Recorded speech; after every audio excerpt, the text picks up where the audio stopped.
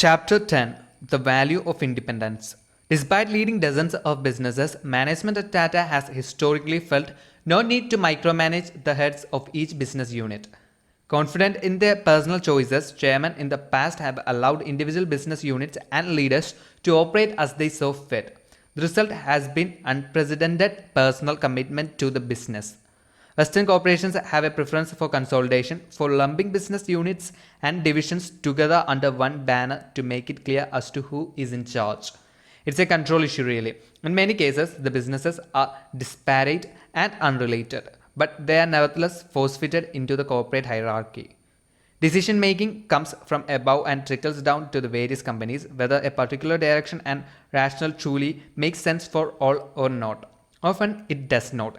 And just to make sure everyone understands who really has the upper hand, CEOs traditionally create direct reporting relationships and matrices, all of which are designed to reduce independence.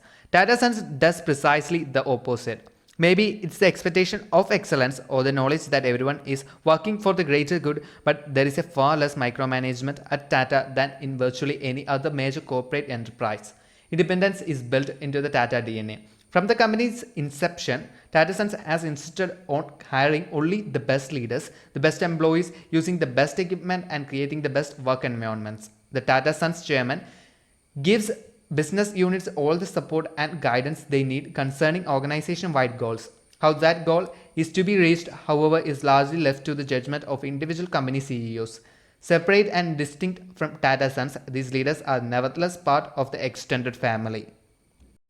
Avoiding conflicts of interest. Independence is not just an ethos and a creative way of doing business. It also serves to avoid even the appearance of conflict of interest. As Tata has grown and expanded into nearly every industry sector on the planet, avoiding conflict of interest situations has become ever more challenging. If the conglomerated companies were all managed by a single leader, there would be no way of avoiding conflicts. Whatever else it does, the concept of independence keeps the operating companies at arm's length from Tata Sons.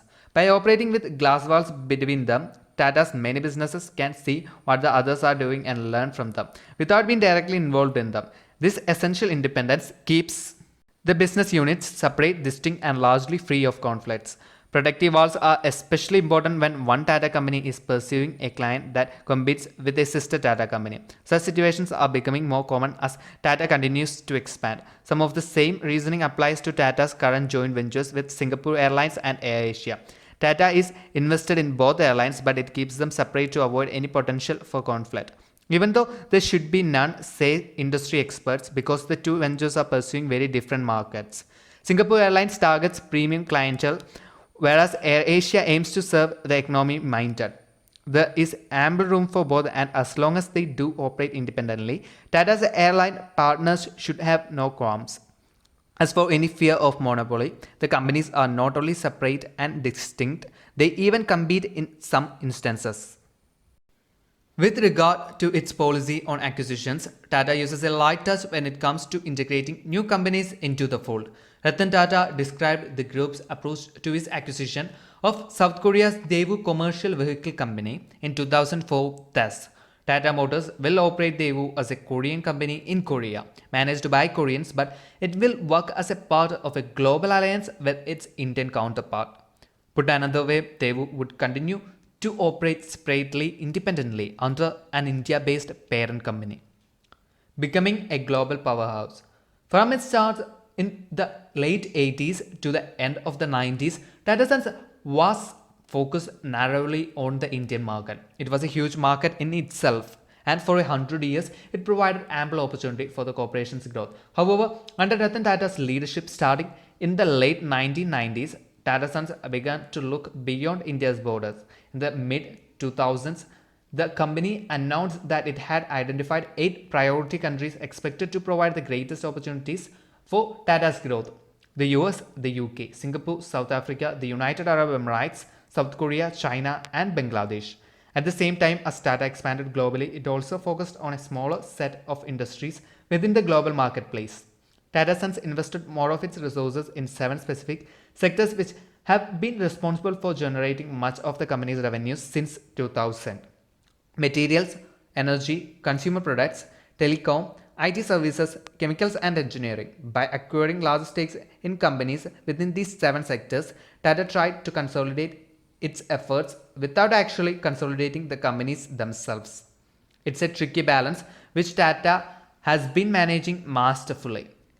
A question of ethics.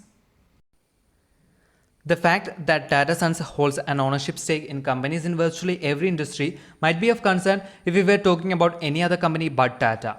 The danger of internal information sharing certainly exists, and were the company any other, there would be resistance to doing business with some Tata units. Competitors would very likely be worried about sharing inside information with one division of Tata, which could be communicated to its Tata-owned competitor. But because Tata takes great care to ensure that no information is shared and its corporate culture forbids such unethical behavior, Tata companies simply do not collude trade secrets or risk any action that would tarnish the Tata reputation. Outsiders have faith that no Tata company would act in any way that puts in jeopardy a nearly 150-year reputation for ethics and excellence. They know that the culture of ethics that started with Jamshedji continues today as the driving force throughout Tata. Doing what is right is more important than doing what is profitable or advantageous.